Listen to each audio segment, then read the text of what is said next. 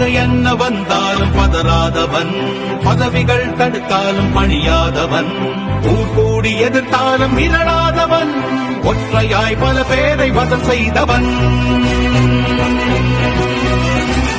எதிரிகள் எவரென்று எண்ணாதவன், தோல்வியின் விளிம்பிலும் புகழாதவன், விலை என்ன தந்தாலும் படையாதவன், எளிமைக்கு இவன் என்றும் துணையானவன்.